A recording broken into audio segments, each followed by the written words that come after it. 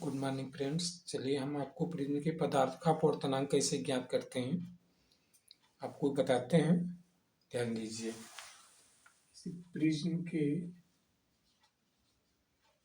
Prism के पदार्थ का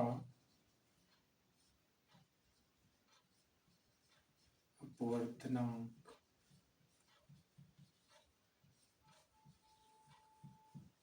ज्ञात करना। इसमें सबसे पहला काम हमें करेंगे कि प्रिज्म का किरण आरेख खींच लेते हैं इस प्रकार से।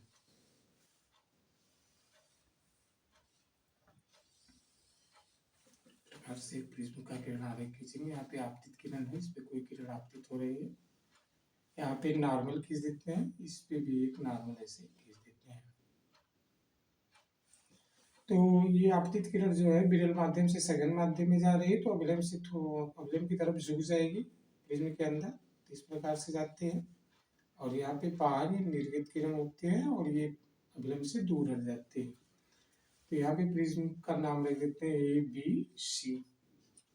आपकी आपतित किरण है, आपका अवलंब N1 है और ये N2 है। ये आपतित किरण है, आपतित किरण, और जो इधर निकलती हो निर्गत किरण है, निर्गत किरण। तो यहाँ पे हम नाम रख देते हैं जैसे PQ, यहाँ पे लिख दें R और यहाँ पे S। ये कोण आपका क्या बन रहा है, कोण आपतन कोण है, I से दिखाते हैं। और ये आपका निर्गमन कोण कहेंगे, इसको I डैश से दिखाते हैं। ये कोण आपका R है और ये कोण R डैश है, इसको हम E से दिखा देते हैं यहाँ पे। अच्छा, इसमें आपको विचलन कोण की भी आवश्यकता होगी, तो विचलन कोण का भी यहाँ पे चित्र बना देते हैं इस प्रकार से आप आपतित किरण को आगे बढ़ा देते हैं और इसको निर्गत किरण को पीछे बढ़ा देते हैं। इस प्रकार से यहाँ पे कोण बन जाएगा। तो ये कोण आपका विचलन कोण होता है, इसको डेल्टा से लिखा जाता है। अच्छा, अभी यहाँ पे अगर समझने ये शीर्षाभिमुख कोण I का यहाँ तक पूरा हो जाएगा, तो ऊपर वाला कोण कितना हो जाएगा, I माइनस R हो जाएगा। इसी प्रकार से ये I डैश है, पूरा I डैश हो जाएगा, कितना हो जाएगा, ये आपका I dash minus R dash हो जाएगा, ये वाला कोण। यहाँ पे पॉइंट का नाम रख देते हैं T। इस प्रकार से आपका फिगर कंप्लीट हो जाता है। अब इसमें चलिए हम आपको बताते हैं कि कैसे उसका मान निकालेंगे। तो प्रिज्म के पदार्थ का अपवर्तनांक जो निकालते हैं हम स्नेल के नियम की सहायता से ही निकालते हैं। तो स्नेल का नियम आपको क्या है, N बराबर साइन I बटे साइन R। तो इसी में मान हम रखते हैं। तो सबसे पहला काम हम क्या करते हैं, कोणों को क्या लिखेंगे वो आपको बता देते हैं। जैसे कोण AQE बराबर क्या है, कोण AQE बराबर आपका कितना अंश हो जाएगा, 90 अंश। नॉर्मल की तरफ बनाया जा रहा है, 90 अंश लिख देंगे। और कोण ARE ये बराबर भी आपका 90 अंश हो जाएगा। अब चतुर्भुज जो है AQER, चतुर्भुज AQER के सभी कोणों का योग, सभी कोणों का योगफल ये कितना हो जाएगा, 360 हो जाएगा।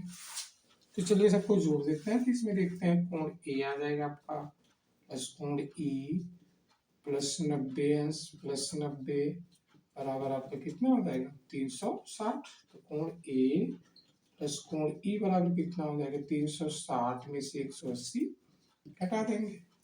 कोण A प्लस कोण E बराबर आपका आ जाएगा 180 अंश। ये समीकरण 1 मान लेते हैं। अब देखते हैं त्रिभुज QRE, त्रिभुज QRE के तीनों कोणों का योग, तीनों कोणों का योग, तीनों कोणों का योग कितना होता है, 180 अंश हो जाएगा। इसमें कौन कौन से कोण है, कोण R है प्लस कोण R डैश है प्लस कोण E है, ये आपका हो जाएगा 180। समीकरण 2 मान लें। अब समीकरण 1 और 2 अगर ध्यान से देखते हैं तो दाहिने पक्ष बराबर है, तो यहाँ लिख देते हैं समीकरण 1 बराबर समीकरण 2। तो बाया पक्ष बराबर कर देते हैं, कोण A प्लस कोण E बराबर हो जाएगा कोण R प्लस कोण R डैश प्लस कोण E। ई दोनों साइड जुड़ा है, इसको आप कैंसिल कर सकते हैं। कोण ए बराबर आ जाएगा कोण आर प्लस कोण आर डैश। ये समीकरण 3 मान लेते हैं, समीकरण 3। अब यहाँ पे आपको विचलन कोण देखिए, विचलन कोण जो यहाँ पे बना हुआ है ये त्रिभुज डी क्यू आर का बहिष्कोण है।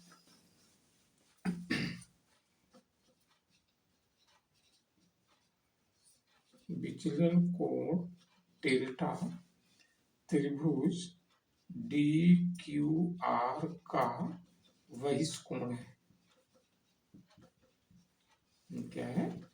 बहिष्कोण है। तो बहिष्कोण क्या होता है? जो अंतर कोण होते हैं उसके सामने के उसके योग के बराबर होता है। तो उन्हीं में यहाँ पे लगा देते हैं। तो डेल्टा बराबर क्या हो जाएगा? आई माइनस आर हो जाएगा और plus I dash minus R dash हो जाएगा। तो इसको आप क्या लिख सकते हैं? डेल्टा बराबर हो जाएगा I plus I dash minus R plus R dash. कितना हो जाएगा यहाँ पे बता देते हैं।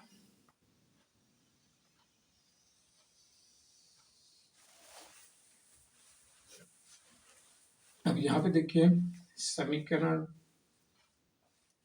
3 से आर प्लस आर डैश को आप ये लिख सकते हैं।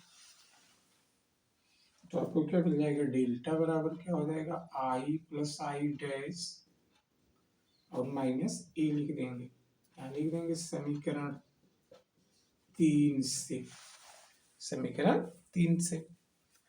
तो अब इसको इधर कर देते हैं। ए प्लस डेल्टा बराबर आई प्लस आई डैश हो जाएगा। ये समीकरण 4 मान लेंगे, समीकरण 4। अच्छा, अल्पतम विचलन की स्थिति में क्या होता है? अल्पतम विचलन की स्थिति में अल्पतम विचलन की स्थिति में क्या होता है? आई बराबर आई डैश, आर बराबर आर डैश, तब डेल्टा को डेल्टा यम लिख देते हैं, लिख देते हैं। तो इसमें क्या करते हैं? वैल्यू रख देते हैं। यह मान समीकरण 3 और 4 में रखने पर, समीकरण 3 और 4 में रख देते हैं। तो समीकरण 3 में अगर रखेंगे तो 2r बराबर a आ जाएगा, r बराबर a बटे 2।